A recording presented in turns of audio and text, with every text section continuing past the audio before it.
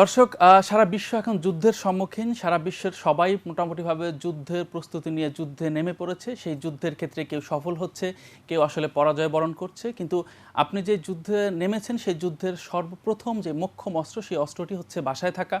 আমরা সেই বাসায় থাকার ক্ষেত্রে আরও একটি বিষয়কে সহায়ক হিসেবে আপনাদের কাছে উপস্থিত করতে চাই, সেটা হচ্ছে স্বাস্থ্য বিষয়ক বিভিন্ন তথ্য জানা। আমরা সেই তথ্য জানানোর ক্ষেত্রে আমরা আয়োজন করেছি প্রতিনিয়ত আপনাদেরকে সেই তথ্য জানানোর যে বিষয়টি, সেক্ষেত্রে আমরা করোনা ও করণীয় নিয়ে আপনাদের স্বাস্থ্য বিষয়ে বিভিন্ন তথ্য আপনাদের সামনে উপস্থাপন করতে চাই।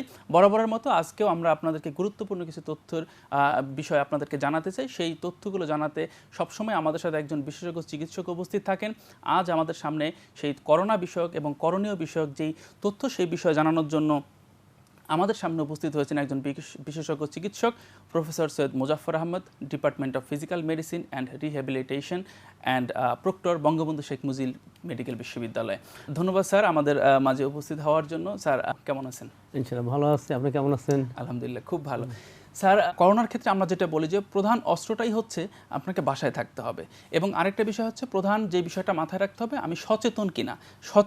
সচেতন হওয়াটাই হচ্ছে আমাদের প্রধান ওষুধ হিসেবে কাজ করবে। সেক্ষেত্রে এই সচেতনতার বিষয়ে, মানে ডক্টরিয়াল ভাষায় সচেতনতার বিষয়টা কতটুকু জরুরি এবং বর্তমানে আমাদের যে জনগণ কতটুকু সচেতন, এর পার্থক্য দেখতে পান কিনা আপনি? আমাদের এখনও যে আমাদের সচেতনতা বলতে গ্রামীণ জনপদে বা সাধারণ লোকদের মানে এখনই অনেকটাই কম উন্নত বিশ্বের তুলনায়। সে তুলনায় সচেতনতা একটা বিরাট কনসার্ন আমাদের জন্য, বিশেষ করে এই রোগটা, এই যে রোগটা নতুন যে কোভিড-19, এটা একটা সাধারণ ভাইরাস ডিজিজ, কিন্তু অত্যন্ত ছোঁয়াচে। এটা ছোঁয়াচে রোগ, যে কোনো সময় যে কোনো মানুষের দেহে খুব কাছাকাছি চলে গেলে সংক্রমিত হতে পারে। এই যে আপনি যে বলেছেন যে আমরা সচেতনতার জন্য খুবই জরুরি, কিন্তু মানুষের দৈনন্দিন জীবন তো থেমে থাকে না, সেক্ষেত্রে সচেতনতা অনেক সময় বাধাগ্রস্ত হয়ে যায়। কিন্তু মানব সভ্যতাকে, মানব জীবনকে বা মানবকে টিকাইতে হলে এই পৃথিবীতে আপনাকে এই যে রোগ, এই যে ভয়াবহতা, এই ক্ষেত্রে অত্যন্ত সচেতন হতে হবে এবং সতর্ক হতে হবে, এবং আপনাকে সচেতনভাবে এর মোকাবেলা করতে হবে। যেমন আপনি বলেছেন স্টে হোম, বাসায় থাকা, এই যে একটা নীতিবাক্য, এটা অক্ষর অক্ষর পালন করতে হবে। আদারওয়াইজ আমাদের মানব জাতি এতে বিপন্ন হয়ে যেতে পারে। এমন যে একটা অসুখ, মানব জাতি বিপন্ন হয়ে যেতে পারে। সুতরাং অত্যন্ত সচেতন হতে হবে, ব্যাপারটা গুরুত্ব দিতে হবে। আমাদের যে বিধিনিষেধ, আমরা ডাক্তার হিসাবে বিশেষজ্ঞ যে বিধিনিষেধ দিচ্ছি, সেগুলো অক্ষর অক্ষর পালন করলে আমরা এই যে বাধা, এই যে একটা ধরনের একটা প্রতিবন্ধকতা, এক ধরনের অভিশাপ নেমে এসেছে আমাদের জীবনে, এটা কিন্তু আমরা সহজে পার হতে পারবো। সুতরাং এর যে বিধিনিষেধ মানা, এটা মানতে হবে এবং অত্যন্ত সচেতন থাকতে হবে, ডিস্টেন্স বজায় রাখতে হবে, বাসা থাকতে হবে, এবং গল্পগুজব করা যাবে না, মাঠে ঘাটে যাওয়া যাবে না, বাসার বাইরে বেরোনো যাবে না। এটি হচ্ছে নীতি, এটাই এই রোগের চিকিৎসা এবং নীতি। জি স্যার, আমরা যদি সারা বহির্বিশ্বের চিত্রটা দেখি, আমরা যদি দেশের অভ্যন্তরীণ বিষয় দেখি, তাতে কিন্তু এই ছোঁয়াচের যে মানে ভয়াবহতা, এটা কিন্তু দিনকে দিন বেড়েই চলেছে। স্যার, এই পর্যায়ে আপনার কাছে জানতে চাই যে আসলে যেহেতু এটার কোনো মেডিকেশন এখনও পর্যন্ত নেই, যেহেতু ভ্যাকসিনের ব্যাপারে এখনও পর্যন্ত কোনো আশার সংবাদ নেই, সেক্ষেত্রে মানুষ কিন্তু আসলে একটা শ্রেণীর মানুষই কিন্তু সবচেয়ে বেশি এফেক্টেড। আপনি সারা বিশ্বের যদি চিত্র দেখেন, আমাদের দেশের চিত্র দেখেন, মৃত্যু হার কিন্তু আসলে এইজড পিপলদের ক্ষেত্রে বেশি। তো সবাই আসলে যেটা বলার চেষ্টা করছে সেটা হচ্ছে যে এরা রোগ প্রতিরোধ ক্ষমতা যদি আরও বৃদ্ধি পেতে পারে, শরীরে বৃদ্ধি পায়, কোনো মাধ্যমে যদি সেটা বৃদ্ধি পায়, তাহলে কিন্তু আমাদের এই রেশিওটা, মৃত্যু হারটা কমে আসতে পারে। তো সেক্ষেত্রে এই রোগ প্রতিরোধ ক্ষমতা বৃদ্ধির ক্ষেত্রে আপনার পরামর্শ কী? যেটা যুদ্ধের মতো অবস্থা, অ্যাকচুয়ালি এটা যুদ্ধ হচ্ছে ভয়াবহ। কারণ আমরা 1945 সালের পর থেকে যে দ্বিতীয় বিশ্বযুদ্ধ হয়েছিল, এত মারাত্মক অবস্থা তৈরি হয়নি। কিন্তু আজকে যে দেশে দেশে জাতিতে যে সমস্যা তৈরি হয়েছে এই করোনার কারণে, সেটা যুদ্ধ হচ্ছে ভয়াবহ। এবং আমরা দেখেছেন অলরেডি লক্ষাধিক মানুষ প্রাণ হারিয়েছে এই করোনার কারণে, এবং প্রায় 15 লক্ষ 18 লক্ষ মানুষ, 19 লক্ষ মানুষ অলরেডি আক্রান্ত হয়ে গেছে। তাদের ভাগ্যে কী হবে কেউ জানে না। আমাদের বাংলাদেশের ক্ষেত্রে একই অবস্থা। প্রান্তিক জনগণ আছে, কষ্টে আছে, বুঝি যে কষ্ট হচ্ছে, কষ্ট হবে, কিন্তু এর কষ্ট তো কোনো বিকল্প নেই। কষ্ট করলে আমরা এখানে মুক্তি পেতে পারি। আমরা যদি সংযম থাকতে পারি, আমরা যদি কিছু আইসোলেট থাকতে পারি, স্টে হোম, বাসা থাকতে পারি, কিছু দূরত্ব বজায় চলতে পারি, তবে কিন্তু এটা নিয়ন্ত্রণ করা সম্ভব।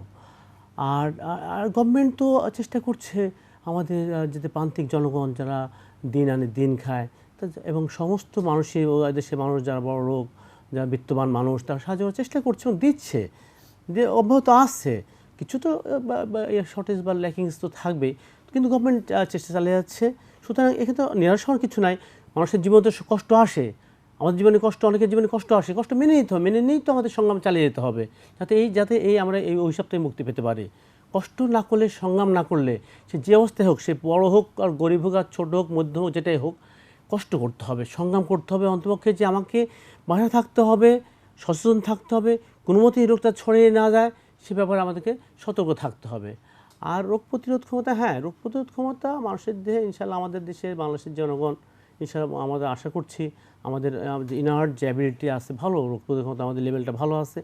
তো বাড়ানোর জন্য যেটা স্বাভাবিক, একটু কিছু খাদ্য খানা, প্রোটিন খাওয়া, একটু ভিটামিন সি খাওয়া, ভিটামিন বি কমপ্লেক্স খাবেন, যারা পারলে একটা জিঙ্ক ট্যাবলেট খাবেন, একটু বেশি পানি খাবেন, একটু বেশি গরম চা খাবেন, একটু গরম পানি খাবেন, এগুলো খেলে স্বাভাবিক খাওয়া দাওয়া করলে ইনশাল্লাহ আপনাদের রোগ প্রতিরোধ ক্ষমতা। এবং সেই সাথে কিছু এক্সারসাইজ, আমরা বলি কি কিছু ব্যায়াম করবেন, অ্যারোবিক এক্সারসাইজ, একটু হাঁটা, একটু বডি ওয়ার্ম আপ করা, একটু সুইমিং পারলে করবেন, একটু ওয়াকিং করবেন, তাহলে এই কারণে আমাদের রোগ প্রতিরোধ ক্ষমতা ইনশাল্লাহ যথেষ্ট পরিমাণ বাড়বে এবং আমরা সেই ভাইরাসটাকে আমাদের স্বাভাবিক উপায়ে আমরা আমাদের দেহে পরাজিত করতে পারবো। তবে কিছু রিস্ক থেকেই যায়, যেমন বয়স, অনেক বয়স, 70-80 বছর বয়স, হার্ট ডিজিজ আছে, কিডনি ডিজিজ আছে, লিভার ডিজিজ আছে, যাদের শ্বাসকষ্টের সমস্যা আছে, সিওপিডি মানে ক্রনিক অবস্ট্রাকটিভ পালমোনারি ডিজিজ আছে, তাই একটু রিস্ক থেকে যায়।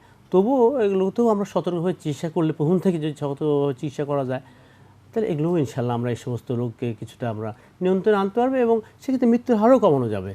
স্যার, এখন সবচেয়ে বড় যেটা প্রবলেম হচ্ছে, সবাই বাসায় থাকাতে তারা স্বাভাবিক যে জীবনযাপন তার থেকে তো কিছুটা আলাদা হয়ে আছে, একদম অলস সময় কাটাচ্ছে। সেক্ষেত্রে আসলে তারা প্রতিনিয়ত এরকম সারা বিশ্বব্যাপী মৃত্যুর মিছিল দেখে তারা আসলে বাংলাদেশে আক্রান্তের সংখ্যা বৃদ্ধি পাচ্ছে, এটা দেখে দেখে তাদের মধ্যে আসলে একটা দুশ্চিন্তা কাজ করছে, একটা স্ট্রেস কাজ করছে, এবং যার দরুন কিন্তু তাদের ঘুমে সমস্যা হচ্ছে। তাতে করে যেটা হয়, যারা এইজড পিপল, যারা ভালনারেবল পিপল, তাদের ক্ষেত্রে কিন্তু স্বাভাবিক জীবনযাপনের যে প্রক্রিয়া সেটা ব্যাহত হচ্ছে, এবং তাদের কিন্তু যদি আগে কোনো ডিজিজ থাকে, সেটা কিন্তু এই দুশ্চিন্তার কারণে সেটা আসলে আরও বাসায় বসে থেকে থেকে সেটা আরও বৃদ্ধি পেতে পারে। সো আসলে এই স্ট্রেস কমানোর পথটা আপনার মতে আসলে কি? না, স্ট্রেস তো একটু হতেই পারে, কারণ এখন তো সমস্ত মিডিয়ার মাধ্যমে জানছে গোটা বিশ্বের যে চিত্র, মৃত্যুর দেশে দেশে মৃত্যুর মিছিল হতে পারে। তবে আমি একটা কথা বলি আপনাকে, কোভিড মানে কিন্তু মৃত্যু নয়, এটি কিন্তু যেটাই হোক এর মৃত্যু রেট গোটা পৃথিবীতে 3-4%। এবং কারা বেশি অ্যাফেক্টেড হবে? এজিং পিপল, যাদের বয়স বেশি, যাদের ওই সমস্ত ডিজিজ আছে, যেমন heart disease, lung disease, kidney disease, liver disease, বা কোনো ফেলিওর আছে, আনকন্ট্রোল ডায়াবেটিস, আনকন্ট্রোল হাইপারটেনশন, এই ক্ষেত্রে একটু রিস্ক থেকে যাচ্ছে তাদের ক্ষেত্রে। কোভিড কিন্তু আবার অন্য যেমন ভাইরাল ডিজিজ, আমরা ঠিক একই উপায়ে ভালো হয়ে যাবে। এটা কোনো চিন্তা নাই। এটা যদি কোভিড হয়েও যায়, আপনি শুধু একটু মোরাল কাজ নেই, সাহসিকতা নিয়ে এটা আমরা স্বাভাবিক চিকিৎসা চালালে এই রোগী সম্পূর্ণ সুস্থ হবে। একটু যেটা বলেছি যে একটু বয়স্কদের যে একটু সমস্যা থাকতে পারে সেখানে, তবু মৃত্যুর আপনি চিন্তা করেন, মৃত্যুর হার তো 3-4%, 96 থেকে 97% ভালো হয়ে যাবে। এটা নিয়ে যদি আপনি মোরাল কাজ নষ্ট করেন, তাহলে কিন্তু আপনার ইমিউনিটি কমে যাবে। ইমিউন যে সেলগুলো, যে প্রতিরোধ ক্ষমতাগুলো আমার শরীরে, যে সেলগুলো আছে, যেমন টি সেল, বি সেল, গ্যানোসাইট, মনোসাইট, ম্যাক্রোফেজ, কমপ্লিমেন্ট সিস্টেম, এই যে ইমিউন সিস্টেমটা কিন্তু একটু কমে যেতে পারে যদি আপনি ভয় পেয়ে যান। আপনার এটা কোভিড হলে আপনি যদি ইয়াং বয়স 55-60 বছর হয়, সাহসের সাথে মোকাবেলা করবেন, এটা অবশ্যই আপনার অন্যান্য ভাইরাস দিনের মধ্যে ভালো হয়ে যাবে। আর অ্যাংজাইটি তো হচ্ছে, সেক্ষেত্রে আমি বলেছি যে একটু ফ্রিভাবে চলাফেরা করেন, একটু ওয়াকিং করেন, একটু এক্সারসাইজ করেন, একটু হাঁটেন, একটু মাস্ক পরে হাঁটেন, সমস্যা নেই তো, এতে কোনো ক্ষতি হবে না আপনাদের। হ্যাঁ, আর মনে করতে হবে কোভিড মানে মৃত্যু নয়, কোভিড মানে অন্য মারাত্মক কিছু না। এটা সাহসের সাথে মোকাবেলা করবেন, ইনশাল্লাহ অন্যান্য ভাইরালিজম ভালো হয়ে যায়, এটাও ভালো হয়ে যাবে। বাংলাদেশের প্রেক্ষাপটে কিন্তু আসলে অনেক ক্ষেত্রে ভিন্ন চিত্র দেখা যায়। মাঝে মাঝে আপনি দেখবেন যে আমরা বিভিন্ন সময় নিউজে দেখতে পাচ্ছি বা সোশ্যাল মিডিয়াতে অনেক সময় দেখতে পাচ্ছি যে আক্রান্ত কারো সংস্পর্শে আসা তো দূরের কথা, মানে ওই তাদেরকে আলাদা করা হবে ঠিক আছে, কিন্তু সামাজিকভাবে কিন্তু অনেক ক্ষেত্রে একটা বয়কটের চিন্তা চলে আসে। এই ক্ষেত্রে দেখা যায় যে অনেকে কিন্তু মানে লুকিয়ে রাখার একটা প্রবণতা তৈরি হয়। ইনফ্যাক্ট ডক্টরের কাছে যাওয়ার আগ পর্যন্ত সে বা ডক্টরের কাছে গিয়ে লুকানোর একটা চেষ্টা করে। সো আমরা আসলে এই মুহূর্তে দর্শক বাংলাদেশের যেই করোনার পরিস্থিতি, বাংলাদেশের করোনা আক্রান্তের সংখ্যা এবং সর্বশেষ যে খবর করোনা আক্রান্তের, সেই খবরটা আপনাদেরকে দেখাতে চাই।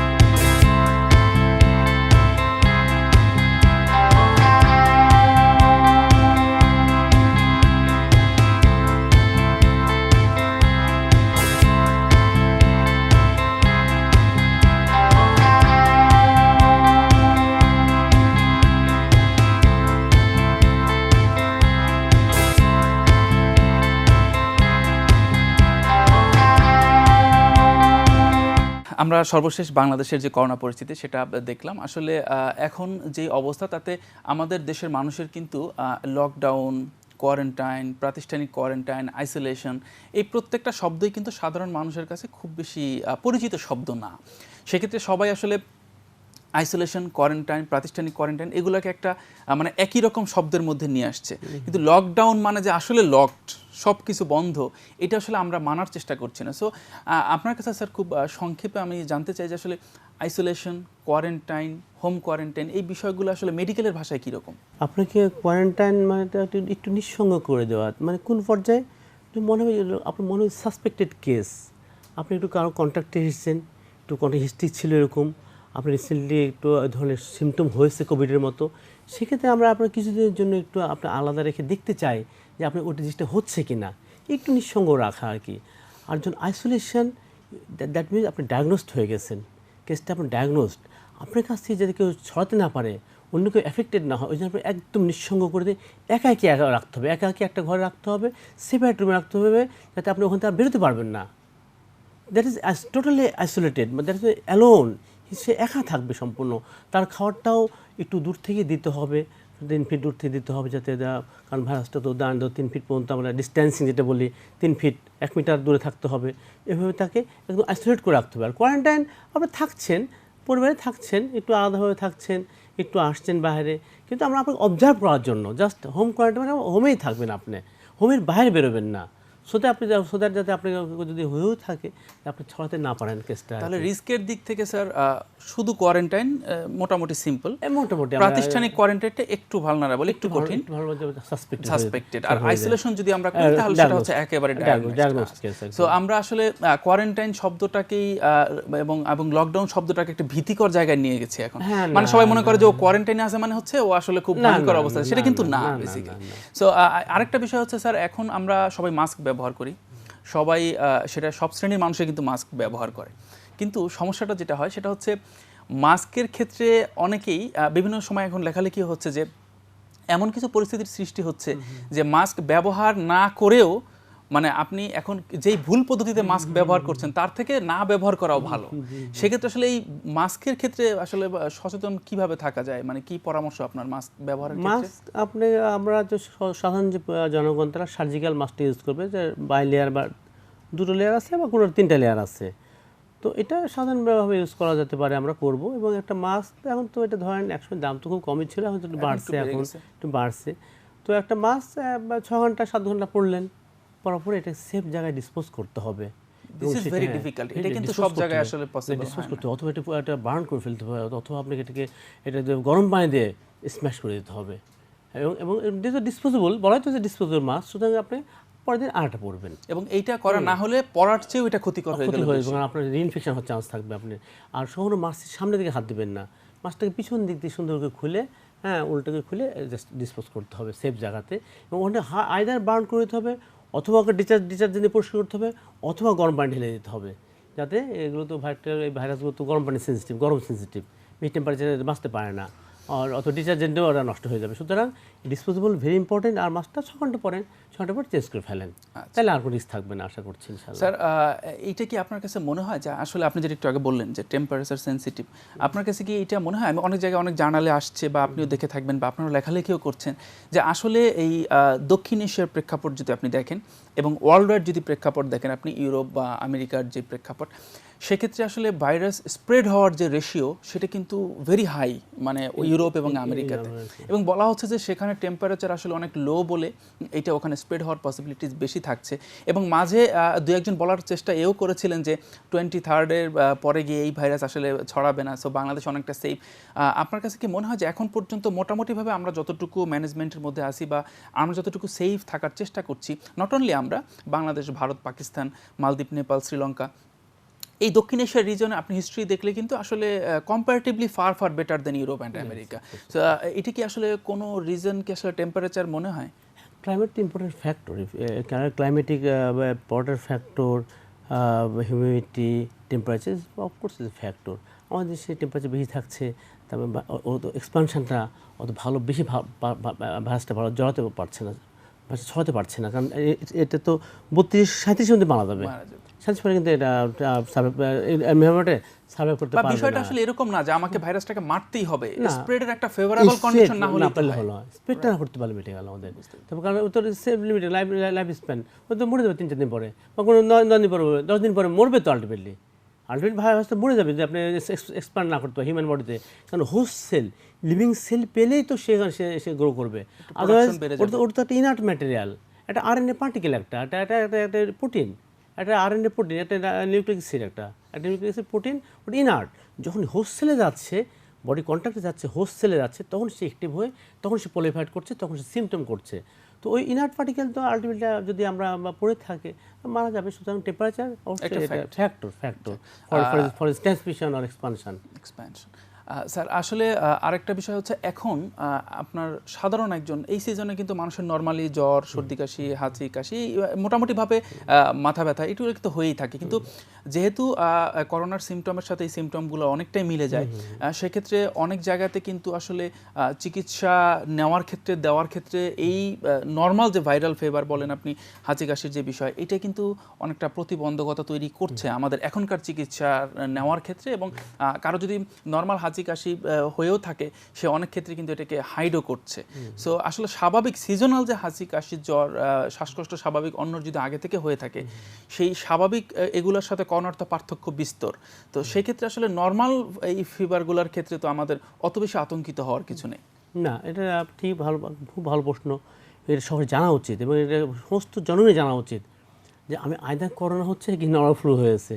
এটা কিন্তু আপনি বুঝতে পারবেন, কেননা করোনার একটা স্পেসিফিক কিছু সিমটম আছে। সেটা বললে কি, এটা আরম্ভ হবে একটা তাপমাত্রা দিয়ে। সেই তাপমাত্রা কেমন, 102, 3 এবং 104 উঠে যেতে পারে। সেই তাপমাত্রা 2-3 দিন থাকবে এবং তাপমাত্রা 2-3 দিন থাকবে। তারপরে শুরু হবে কি আপনার একটা কন্টিনিউয়াস কাশি, এবং কাশিটা একটু কষ্টকর কাশি, এবং তার সাথে শুরু হবে কি গলা ব্যথা, এবং তার সাথে কী হবে আপনি অনেক টায়ার্ড হয়ে যাবেন। আপনি 3-4 দিনের মধ্যে, 4-5 দিনের মধ্যে আপনি অনেক টায়ার্ড ফিল করবেন। আপনি অল্পতে খুব ক্লান্ত হয়ে যাবেন, আপনি মুখের স্বাদ নষ্ট হয়ে যাবে, ইভেন আপনার ঘ্রাণ শক্তি কমে যাবে।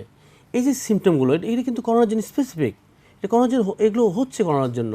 আর কিন্তু যদি জেনারেল ফ্লু যদি বলি, নর্মাল ফ্লু, একটু সর্দি হলো, একটু সর্দি ম্যাজ করলো, গাটা সর্দি হলো, টেম্পারেচার আসতে পারে নাও পারে, একটু গলা একটু খুসখুস করলো, গলা ব্যথা হলো, কিন্তু আপনি এই জ্বর দিয়ে উঠছে 3-4 জ্বর এরকম কিন্তু হবে না। বা আপনি কাশিটা কষ্টকর কাশি হবে না, গলা ব্যথাও হবে না। এখানে করোনাতে এমন গলা ব্যথা হয় যেখানে খেতে পারে না, কিন্তু এই কথা বলতে পারে না, এটা তো কিন্তু নর্মাল ফ্লুতে হবে না। এই কয়েকটা সিমটম আপনি একটু মিলা একটু যদি আপনি বুঝতে পারেন বা একটু তুলনা করেন, তাহলে কিন্তু ব্যাপারটা ইজি হয়ে যায়। এবং যদি কারো সন্দেহ হয়, তাহলে ডাক্তারের কাছে, বিশেষজ্ঞ ডাক্তার বা একজন রেজিস্টার্ড ফিজিশিয়ানে গেলে ব্যাপারটা উনি ক্লিয়ার করে দেবেন। কিন্তু যদি কাশি হচ্ছে, কষ্ট হচ্ছে, টেম্পারেচার কমছে না, 5-7 দিন অনেক খারাপ হয়ে যাচ্ছেন, শ্বাসকষ্ট আরম্ভ হয়েছে, তখন কিন্তু দেরি করা যাবে না। তখন কিন্তু অবশ্যই আপনাকে ডাক্তারে যেতে হবে, অবশ্যই এটা টেস্ট করাতে হবে, পরবর্তী বাকি ব্যবস্থা নিতে হবে যাতে করোনা হয়েছে কিনা নিশ্চিত হওয়ার পরে যদি হয়ে যায় তার চিকিৎসা আরম্ভ করতে হবে। জি sir.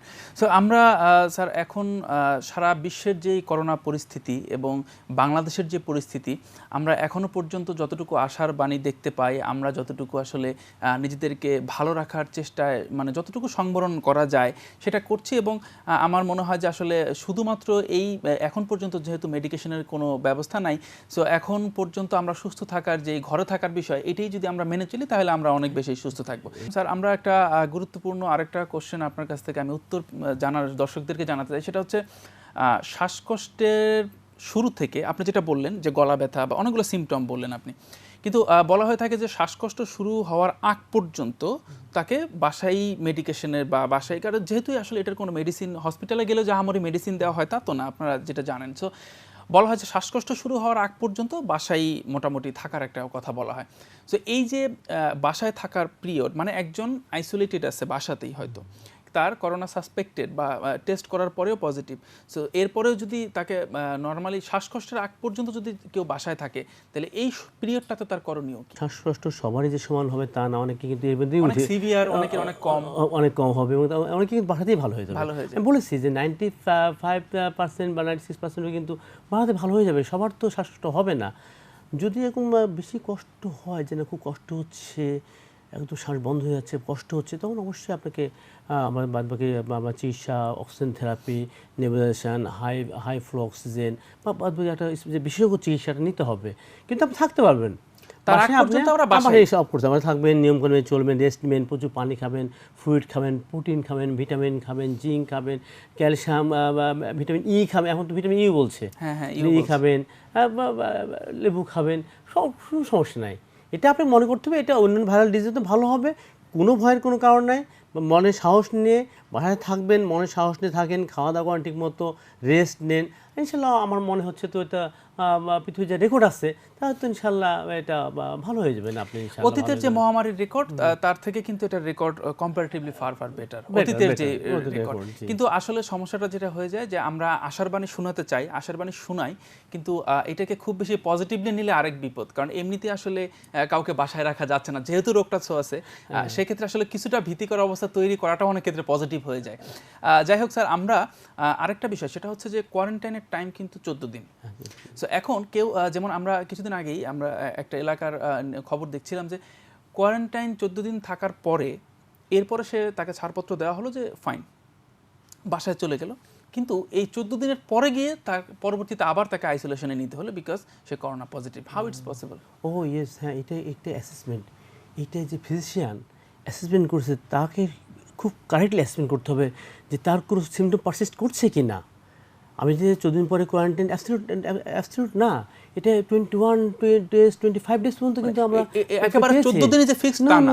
No you can't tell that, এভাবে বলা যাচ্ছে না, এটা 21 পর্যন্ত চলে যেতে পারে। এবং আমি যখন ছাড়পত্র দেবো যে হ্যাঁ ওকে এটা 14 দিনে ঠিক হয়েছে, কিন্তু তার সিমটমটা টোটাল যে সিমটমগুলো ছিল যে জন্য তার কোয়ারেন্টাইন রাখছিলাম টোটাল রিমিশন হয়েছে কি না, না যদি হ্যাঁ কোনো কোনো সিমটম যেন কাশিটা পার্শিয়াল রিমিশন হয়েছে, এখন সে দিনে দিনে কাশে না, তাকে ছাড়া যাবে না।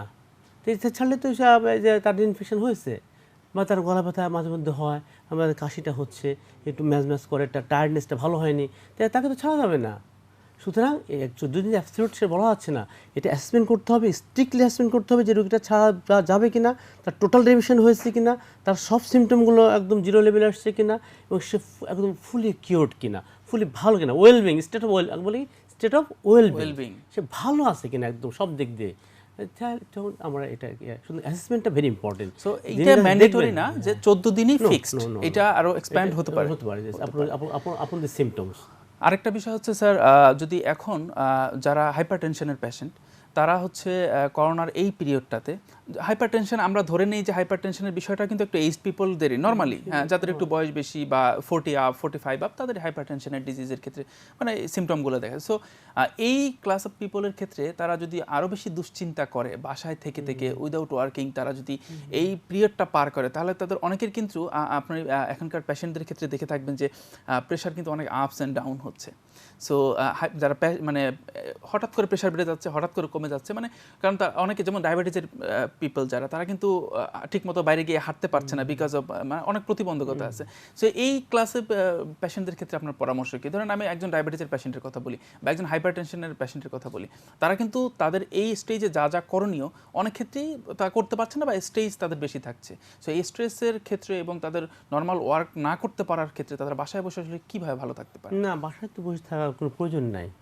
কেন বসে থাকবে? তো সব কাজই নর্মালি চলবে, সপ্তাহে উনি একটু হাঁটবেন, মানে বাসার ভিতরে হাঁটা করবে, পারে যদি ছাদে হাঁটবে, বাসার ভিতরে হাঁটবে, 1 ঘন্টা হাঁটবে, 40 মিনিট হাঁটবে, উনি সব কিছু করবেন। তবে একটা জিনিস বলি কি, যারা হাইপারটেনশন রোগী তারা এসি ইনহিবিটর যারা খাচ্ছে, অ্যাঞ্জিওটেনসিন কনভার্টিং এনজাইম ইনহিবিটর যেটা খাচ্ছে, এটাকে অফ করে দিয়ে অন্য একটা সুইচ ওভার করলে ভালো হয়। এবং সেক্ষেত্রে তারা কার্ডিওলজিস্টের পরামর্শ নিয়ে যে এসি ইনহিবিটর চেঞ্জ করে অন্য একটা চলে যাবে, কারণ এসি ইনহিবিটর এটাকে পটেনশিয়েট করে, এর গ্রোথটাকে পটেনশিয়েট করে এবং র্যাপিড ট্রান্সমিশন হয়ে যেতে পারে। সুতরাং ভয় পাওয়ার কিছু নাই, আমি বললাম তো ভয় পাবেন না। এটা এটা এটা এটা একদম মরণঘাতী না, যে 100% ইবোলার মতো মরণঘাতী না। এটা 100% ডেথ হবে না, এটা 4% 3% ডেথ হবে। শুধু ভয় পেলে সমস্যা। আপনি ফ্রি থাকবেন, সব কাছে নর্মাল করেন, একটু হাঁটেন, একটু গল্পগুজব করেন, একটু হাঁটাহাঁটি করেন, একটু ফ্রুটস খান, একটু চা খান, নর্মাল লাইফ লিড করেন। আচ্ছা, যদি অ্যাংজাইটি করেন তবে তো ক্ষতি হয়, আপনার ইমিউনিটি কমে যাবে। আর যদি কোনো কারণে আপনার করোনা হয় তখন আপনার সমস্যা হয়ে যাবে। সুতরাং আপনি রিমেন ফ্রি।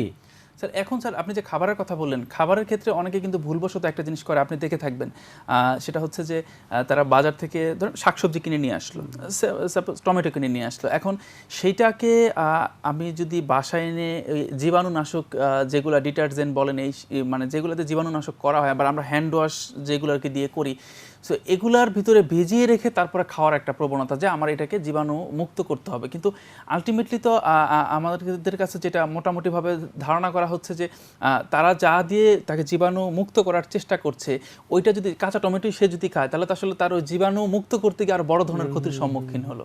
এটা প্রয়োজন নেই, এটা নিষ্প্রয়োজন। এটা আমরা তবে এই সময়টা যেহেতু কে কোথা থেকে ম্যাটেরিয়াল কে আনছে, কে হ্যান্ডেলিং করছে, গ্রোসারিজটা কে হ্যান্ডেল করছে, কে করছে আমরা জানি না। সেই আমার প্রোডাক্টটা ফুড স্টাফটা তার হাতে কার হাতে পড়ছে এটা জানে না। সুতরাং এটাকে ওয়াশ করতে হবে, সুন্দর করে ওয়াশ করতে হবে, নরমাল পানি দিয়ে দিয়ে না ডিজাইন না, আপনি অ্যাডবেস্ট স্যালাইন পানি লবণ পানি দিয়ে করতে পারেন। তারপরে ওয়াশ করার পরে তারপরে এটা এখন যেহেতু একটা ক্রাইসিস, তো একটু সিদ্ধ করলে ভালো হয়, সিদ্ধ করে কাঁচাটা না খাওয়াই ভালো।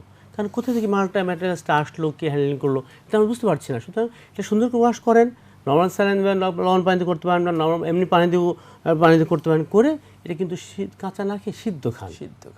এই সময় সিদ্ধ খেলে ক্ষতি নেই তো, এবার সিদ্ধ খেলেন, তা তো আমরা তো আমাদের এই রিস্কটা অন্তত থাকলো না, যে করোনার যে রিস্কটা থাকলো না। আর খাবারের ক্ষেত্রে আমাদের যে স্বাভাবিক প্রত্যেক দিনের যে চাহিদা, অর্থাৎ আমরা কার্বোহাইড্রেট, প্রোটিন, ফ্যাট, এগুলো তো আমাদের বডি রিকোয়ারমেন্ট ফিল আপ করতেই হবে। সেক্ষেত্রে কিন্তু আমাদের মাছ, মাংস, ডিম এগুলোতে আমাদের যেতে হবে। সো এখন মানুষের মধ্যে একটা ভীতি তৈরি হয়ে গেছে, যেমন বলা হয়ে থাকে আসলে যেহেতু করোনা ভাইরাসের উৎস নিয়ে আমাদের অনেক বেশি মানে দ্বিমত এখনো পর্যন্ত আছে, যে এটা কোত্থেকে আসলো এই। সো দেখা যায় যে কেউ বাজারে মুরগি কিনতে চাচ্ছে না, কেউ আসলে মাছ কিনতে চাচ্ছে না, যে আমার আসলে মাছের মাধ্যমে আসলো কিনা, মুরগির মাধ্যমে আসলো কিনা, একটা ভীতিকর অবস্থা তৈরি হচ্ছে। তাতে করে যেটা হয় যে তার বডির যে ডেইলি রিকোয়ারমেন্ট সেটা কিন্তু ফুলফিল হচ্ছে না। সো এই জায়গাটাতে আসলে তাদের জন্য পরামর্শ কি, যে তারা কিন্তু মাছ, মুরগি, ডিম, আমার মনে হয় যে আপনার পরামর্শ কি, যে তারা তো খেতে পারে, কারণ এটা তো তাপমাত্রায় সিদ্ধ করেই খাচ্ছে। জি, তাই এটা ভয় পাওয়ার কোনো কিছু নেই, সবজি ভয় পেলে তো হবে না। আমি বলছি তো এগুলো সাহসের সাথে মোকাবিলা করতে হবে। সাহস হারালে তো হেরে গেলেন। আর death is a normal phenomena of human life, right? এটা কিন্তু চিন্তা করতে হবে। ডেথ কিন্তু একটা নর্মাল ফিনোমেনা, মানুষের জীবনের ভিতরে নর্মাল ফিনোমেনা। সুতরাং why should you look back, তো কেন পিছনে তাকাবেন?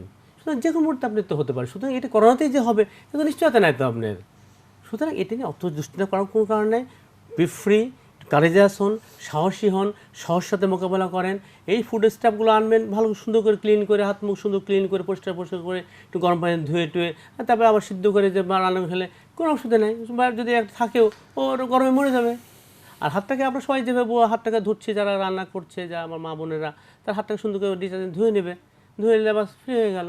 শুধু সব জিনিস নিয়ে চিন্তা করলে তো হবে না, আমরা তো পিছিয়ে পড়বো, আমাদের মোরাল নৈতিকতা নষ্ট হয়ে যাবে, কারেজ নষ্ট হবে। আর যদি দুর্বল হয়ে যান আপনাকে এফেক্ট করবে। স্যার, আরেকটা ভিন্ন জায়গা থেকে আপনার সাথে কথা বলতেছি, সেটা হচ্ছে বাংলাদেশের এখন যে প্রেক্ষাপট, করোনার যে পরিস্থিতি, আমরা একটু আগে সর্বশেষ তথ্য দিলাম। আসলে আপনার জায়গা থেকে, অর্থাৎ আপনি যেহেতু বঙ্গবন্ধু শেখ মুজিব মেডিকেল বিশ্ববিদ্যালয়ে অনেকদিন যাবতীয় কাজ করছেন, এখানে সো একটা বড় দায়িত্ব পালন করছেন। আমাদের দেশের বর্তমানে যে স্বাস্থ্য অধিদপ্তর থেকে শুরু করে আমাদের মানে হেলথ ওয়ার্কার যারা, অর্থাৎ স্বাস্থ্য নিয়ে যারা কাজ করছে, সেই জায়গায় বাংলাদেশের করোনা বর্তমান পরিস্থিতি এবং আমাদের মানে যে ধরনের পদক্ষেপ নেওয়া হয়ে গেল এখন পর্যন্ত, আপনি এর মধ্যে আসলে সামঞ্জস্যতা বা আরও কিছু পরামর্শ থাকে কিনা, আপনার স্বাস্থ্য কেন্দ্রিক কোনো পরামর্শ আপনার আছে কিনা? হ্যাঁ, পরামর্শটা খুব ইম্পর্টেন্ট। এটাই আমরা পারছি না। আসলে আমাদের আপনি দেখছেন ইউরোপে, আমেরিকাতে, ফ্রান্সে, ইভেন ইন্ডিয়াতেও তারা কিন্তু এপ্রিল পর্যন্ত তারা লকডাউন করে দিচ্ছে। তারা কিন্তু বেরোচ্ছে না কেউ। একমাত্র উপায় চিকিৎসা হচ্ছে আপনি স্টে হোম এবং লকডাউন, এটা চিকিৎসা। এছাড়া কোনো চিকিৎসা নেই, কিন্তু আপনার কিন্তু অ্যাকচুয়ালি কোনো চিকিৎসা নেই। স্টে হোম, বাড়া থাকেন এবং লকডাউন থাকেন, তাহলে আপনি ট্রান্সমিশন হবে না, কোনো লোক এফেক্টেড হবে না, আপনি যেটু হয়েছেন সেটার মধ্যে আপনি রিকভারি করতে পারবেন। শুধু আমাদের দেশে যে ঘনবসতি, আমাদের দেশে যে আমাদের আসলে মধ্যম আয়ের দেশ আমরা বলছি, কিন্তু জানেন সব যে গ্রামীণ অর্থনীতি এখন তো সে অনেক পিছিয়ে পড়ছে, কারণে মানুষজন তো কর্মহীন হয়ে যাচ্ছে। সেক্ষেত্রে আমাদের এই যে সমস্যাটা হবে, অর্থনৈতিক একটা প্রবৃদ্ধিটা নষ্ট হবে, অনেক কম ইনকাম হবে। সুতরাং একটু কষ্ট হচ্ছে, আর একটু কষ্ট করলে যদি আমরা পরিবারে থাকি, লকডাউন থাকি, একটু টেস্টের ফ্যাসিলিটি বাড়াতে পারলে ভালো হতো। Very important. টেস্ট আমরা করতে পারছি না, ধরুন কাঙ্ক্ষিত মাত্রা, তবে এটা কিন্তু স্যার ক্রমাগত বাড়ছে। একটু বাড়তে পারলে আমরা টেস্টগুলোকে ডিরেকশন করতে পারতাম। আর কেস ডিটেকশন করতে পারলে তার চিকিৎসা আমরা সময় করে দিতে পারতাম, ওকে আইসোলেশন করে লকডাউন করে আইসোলেশন করে আমরা চিকিৎসা করতে পারতাম। সুতরাং কেস ডিটেকশন এবং টেস্ট খুব ইম্পর্টেন্ট। সেই কাঙ্ক্ষিত মাত্রায় আমরা চেষ্টা করছি, হয়তো ইনশাল্লাহ সফল হবে ইনশাল্লাহ। তবে সবচেয়ে বড় পরামর্শ, কষ্ট হোক, আপনি একবেলা খেয়ে থাকেন। মানুষ পৃথিবীর বহু দেশে দেখছে, নাইজেরিয়াতে, সোমালিয়াতে মানুষ না খেয়ে চিকন শুকায় গেছে, না খেয়ে দিনের পর দিন না খেয়ে আসছে তারা। আপনি একবেলা খান, 2 বেলা খান, কষ্ট করেন, কষ্ট করলে বেনিফিটটা পাবেন তো আপনি, 3 সপ্তাহ পরেই বেনিফিটটা পাবেন। পুরো বিষয়টা শুধু আপনার জন্য, এবং গোটা জাতিটা বেঁচে যাবে। তো একটু কষ্ট হলেও আপনি একটু কষ্ট করেন, 3 সপ্তাহ 4 সপ্তাহ বাসায় থাকেন, লকডাউন থাকেন, একবেলা খান, কষ্ট হবে, জানি কষ্ট হবে, তো কষ্ট মেনে নিলে কী হবে কি, আপনারা আবার সবাই আমরা একটা সুস্থ জীবনে ফিরতে পারবো। আর যদি এই প্রসেসটা কন্টিনিউ হয়ে যায়, তো জাতিটাই তো বিপন্ন হয়ে যাবে, আমাদের অস্তিত্ব বিপন্ন হয়ে যাবে। সুতরাং আমি বারবার বলছি, বাসায় থাকেন, একটু চেষ্টা করেন বাইরে না যাওয়ার জন্য, একটু কষ্ট হলে কষ্ট মেনে নেন। পৃথিবীর বহু দেশে যুদ্ধ চলছে বছর বছর, তারা কষ্ট করেনি? এই শ্রীলঙ্কা 11 বছর যুদ্ধ করেছে, ভিয়েতনামে এরকম যুদ্ধ চলেছে, 11-12 বছর যুদ্ধ চলেছে, তারা কষ্ট করেনি? কষ্ট করেছে। তো এটা তো একটা যুদ্ধ। এই যে একটা অদৃশ্য শত্রু, আমরা একটা অদৃশ্য শত্রুর যুদ্ধ করছি, এখানে আপনি কষ্ট করতে হবে। কষ্ট করলে আপনি সুফলটা পাবেন। 3 সপ্তাহ হোক, 4 সপ্তাহ হোক, যেমন ওয়ানে ওরা 11 সপ্তাহ লকডাউন করে রাখছিল, মানে 77 দিন একটা পশু পাখি ওদের রাস্তায় দেখা যায়নি। ওরা করছিল কি, খাদ্যটা তারা বাসায় দিয়েছিল। আমাদের গভর্নমেন্টও আমাদের লোকজন দেবে ইনশাল্লাহ। সেখানে জনসংখ্যা একটা বিশাল জনসংখ্যার ব্যাপার ছিল, ধরেন এখানে তো অনেক বড় জনসংখ্যা, অনেক মার্জিনালাইজড পিপল, বা রাষ্ট্রের একটা সক্ষমতার ব্যাপার আছে। সুতরাং একটু কষ্ট করলে, সবাইকে আমি বলি, সব জনগণ যারা দেখছেন, কাছে দূরে যারা দেখছেন, বলি একটু কষ্ট করেন। কষ্ট করলে আমার জাতিটা বেঁচে যাবে। আর যদি আপনি আজকে কষ্ট না করেন, লকডাউন না থাকেন, আপনি যদি বাসায় না থাকেন, এই যে ইলেকট্রা ছড়িয়ে যায়, গোটা জাতিভাবে ছড়িয়ে যায়, জাতিটাই তো বিপন্ন হয়ে যাবে। কে চিকিৎসা করবে? বাংলাদেশের কী সক্ষমতা আছে? বাংলাদেশের চেয়ে দেড় গুণ হচ্ছে বড় দেশ। বাংলাদেশের চেয়ে 1.5 গুণ, লোক হচ্ছে 3 কোটি, আর আমাদের হচ্ছে এখন 17-18 কোটি। তো চিন্তা করেন, সামর্থ্য ব্যাপারটা চিন্তা করেন, এত লোকগুলো ম্যানেজ করা। সুতরাং একটু কষ্ট করলে আমরা বেনিফিট পাবেন, এবং সেটা আসলে কষ্ট করে জনগণের সহযোগিতা ছাড়া আসলে সেটা সম্ভব না। জনগণকে বুঝতে হবে যে এটা আমার না, আমার পরবর্তী প্রজন্ম নষ্ট হয়ে যেতে পারে। রাইট। আজকে যদি এটা আমরা কন্টেনমেন্ট করতে না পারি, কন্ট্রোল না করতে পারি, শুধু আপনি বাঁচলাম তা না, প্রজন্মতে নষ্ট হয়ে যেতে পারে। সুতরাং এটাকে বুঝতে হবে, বুঝে, এর গুরুত্ব বুঝে, এর তাৎপর্য বুঝে, এর ভয়াবহতা বুঝে আপনি কষ্ট করলে কষ্ট করেন। 3 সপ্তাহ 4 সপ্তাহ বাসায় থাকেন, বাইরে বেরোন না, যেটুকু খাদ্য আছে ওইটুকু খান, খেয়ে আপনি একবেলা খেলেও মানুষ বাঁচে। শুধু এইটুকু, এই মানুষের তৈরি করলে আমরা বাঁচতে পারবো। আদারওয়াইজ কিন্তু আমাদের দিনে অনেক ভয়াবহ পরিস্থিতি হতে পারে, যেটা আমরা কন্ট্রোল করতে পারবো না, কন্ট্রোল বাইরে চলে যাবে। তখন ইউরোপের মতো ইটালির মতো মৃত্যুর মিছিল হবে, আমেরিকার মতো মৃত্যুর মিছিল তৈরি হয়ে যাবে। সুতরাং আমাদের উদ্দেশ্য একদম মেডিকেল ব্যক্তি হিসাবে উদ্দেশ্য, একটু কষ্ট করেন, গরিব দুঃখী যে যেখানে আছে একটু কষ্ট করেন। কষ্ট করে 3-4 সপ্তাহ পার করতে পারলে ইনশাল্লাহ আমরা এটা কন্ট্রোল হয়ে যাবে ইনশাল্লাহ। এখন আসলে সর্বপ্রথম যারা ফ্রন্ট লাইনার হিসেবে কাজ করছে তারা হচ্ছেন ডক্টর, এরপরে আমাদের স্বাস্থ্যকর্মী, নার্স থেকে শুরু করে যারা সবাই আসলে দিনরাত পরিশ্রম করছে এবং জীবনের ঝুঁকি নিয়ে যারা কাজ করছে, তাদের জন্য আসলে মন থেকে দোয়া ভালোবাসা সারা দেশের মানুষ করছে। এর বাইরে আইন শৃঙ্খলা রক্ষাকারী বাহিনী কাজ করছে, মানুষকে ঘরে রাখার ক্ষেত্রে তারা যথেষ্ট ভূমিকা এবং দিনরাত পরিশ্রম করছে। তাদের সবাইকে আমরা আসলে মন থেকে দোয়া করছি, তাদের অনেক শুভকামনা জানাচ্ছি। কিন্তু স্যার, আসলে যেহেতু আমরা একটা খারাপ সময় পার করছি, কিছু না কিছু আশার বাণী আমাদেরকে কিন্তু ভালো রাখে। মানে আমরা আসলে ভবিষ্যতে ভালো থাকার জন্য বা এই মুহূর্তে বাসায় থেকে ভালো থাকার জন্য আমাদের কিছু পজিটিভ কথা দরকার, যেগুলো আমি আপনার সাথে কথা বলতে পেরে আমি অনেকটা ইন্সপায়ার্ড হলাম যে আসলে করোনা কিছুই না, 3-4% মানুষ মারা যায়। মানে এই ধারণাটাই কিন্তু মানুষের মধ্যে এখনো গ্রো করছে না। মানুষ কিন্তু ভেবে নিচ্ছে যে করোনা হলেই আমি আসলে আলাদা একটা প্রজাতি হয়ে যাচ্ছি, আমি সাধারণ মানুষের সাথে মিশতে পারছি না। সো আপনার মতে খুব সংক্ষেপে যে আসলে আমাদের জন্য আশার বাণী কি কি হতে পারে? আশার বাণী হচ্ছে আমাদের দেশের সমস্ত জনগণ কিন্তু এখন সচেতন হয়ে গেছে, পাবলিকও ইনশাল্লাহ আস্তে আস্তে সচেতন হয়ে যাবে। আশা করছি তারা আমাদের যে চিকিৎসকরা আমরা যে পরামর্শ দিচ্ছি, গোটা দেশব্যাপী দেশের জনগণের যে কথাটা বলছি, তারা আমাদের কথা মানবেন। তারা বাসায় থাকবেন, আইসোলেটেড থাকবেন, তার ডিস্ট্যান্সই করবেন, 3 ফিট দূরে বসবেন, যেখানে যে বসেন 3 ফিট দূরে বসবেন, যাতে ভাইরাসটা ছড়াতে না পারে। কারণ ওদের থাকলেও সে ছড়াতে পারবে না। একটা লোক দেখা গেছে সমীক্ষায় প্রায় 40,000 লোককে ইনফেক্ট করে দিতে পারে। একটা মানুষ যে তার আনকন্ট্রোল থাকে, তাকে যদি আপনি মোটর না করেন, সে 40,000 লোককে ইনফেক্ট করে দিতে পারে, 40,000 লোক সে সংক্রমিত করে দিতে পারে। শুধু এই যে ভয়াবহ একটা ব্যাপারটা, তখন তো গোটা রাষ্ট্র একটা ম্যাসাকার হয়ে যাবে। সুতরাং আপনারা, আমার আশাবান হচ্ছে যে আপনারা বাসায় থাকেন, একটু কষ্ট করেন, একবেলা খাওয়া হলেও একটু খেয়ে এই তো 3 সপ্তাহ 4 সপ্তাহ হতো ইনশাআল্লাহ, একটু কষ্ট এরপরে করলে ইনশাআল্লাহ আমরা আপনি অবশ্যই আপনার সূর্যের হাসি আপনার সবার মুখে আমার হাসি ফুটবে, বাংলাদেশে আগের মতো ব্যস্ত হয়ে যাবে, আবার আমার পুরো পৃথিবী ব্যস্ত হয়ে যাবে ইনশাআল্লাহ। ধন্যবাদ স্যার, আপনাকে অনেক অনেক ধন্যবাদ। আমরা সর্বশেষ আপনার কাছ থেকে আমাদের দর্শকদের উদ্দেশ্যে এবং এটিএন বাংলার উদ্দেশ্যে যদি কিছু বলতেন। এটিএন বাংলাকে আসলে ধন্যবাদ জানাচ্ছি আপনার একটা প্রোগ্রাম করার জন্য, একটু কষ্ট করে আমাকে ডেকেছেন, আমি অনেক ধন্যবাদ জানাচ্ছি। আমার কথা একটাই, যে একটা অদৃশ্য শক্তি আমরা এখন মোকাবেলা করছি। এই অদৃশ্য শক্তি যদি হারাতে হয় আমাদের গোটা জাতি এক হতে হবে, এবং যে পরামর্শগুলো দেওয়া আমার রাষ্ট্র থেকে চিকিৎসা থেকে যেখান থেকে যে পরামর্শ দেওয়া হচ্ছে জনগণকে, সেই জনগণের প্রতিটা পরামর্শ অক্ষরে অক্ষরে মানতে হবে। এইটা যদি না মানেন তাহলে আমাদের সামনে খুব ভয়াবহ দিন অপেক্ষা করছে, এবং সেটা আমরা কন্ট্রোল করতে পারবো না। আমাদের দেশে অনেক অনেক খারাপ অবস্থা হবে। সুতরাং আমাদের রিকোয়েস্ট হচ্ছে, আপনারা ঘরে থাকেন, দূরত্ব বজায় রাখেন, হাতটাকে ওয়াশ করেন, বিনা কারণে হাত মুখে দেবেন না, নাকে দেবেন না, চোখে দেবেন না, হ্যান্ডশেক করবেন না, কোলাকুলি করবেন না, এবং একটু ডিস্টেন্স বজায় 3 ফিট দূরত্ব বজায় রেখে আপনারা কাজ করেন, হ্যাঁ, বসে থাকেন। তাহলে ইনশাআল্লাহ 3-4 সপ্তাহ কষ্ট করলে ইনশাআল্লাহ আল্লাহর রহমতে আমার মুসলমান, এদেশের সংখ্যাগরিষ্ঠ মানুষ মুসলমান, আমরা সবাই আল্লাহকে বিশ্বাস করি, আল্লাহ তাআলা অবশ্যই রহমত করবেন। এবং এই রোগটা আমরা আগামী আশা করছি আপনারা যদি একটু সচেতন হন। আমাদের সামনে পবিত্র মাহে রমজান আসছে, এর ভিতরেই ইনশাআল্লাহ আমরা দেখবেন ইনশাআল্লাহ রোগটা আল্লাহর রহমতে এটা নিয়ন্ত্রণ হয়ে যাবে। সুতরাং ওই একটাই কথা, বাসা থাকেন এবং আপনি লকডাউন থাকেন, কোথাও বেরোবেন না, কষ্ট করে হলেও এই 3-4 সপ্তাহ বাসা থাকেন এবং একটু দূরত্ব বজায় রেখে আপনারা কাজকাম করেন। অসংখ্য ধন্যবাদ স্যার, আমরা আসলে আপনার কাছ থেকে অনেক গুরুত্বপূর্ণ তথ্য জানলাম। আপনি অনেক ব্যস্ততার মাঝে আমাদেরকে এবং আসলে সমস্ত দর্শকদেরকে সচেতন করার জন্য কষ্ট করে এসেছেন, এজন্য আপনার কাছে অনেক বেশি কৃতজ্ঞতা। দর্শক, আমরা আসলে সমগ্র অনুষ্ঠান জুড়ে একটা কথা বলার চেষ্টা করছি, সেটা হচ্ছে অদৃশ্য এক শক্তির বিরুদ্ধে আমরা লড়ছি।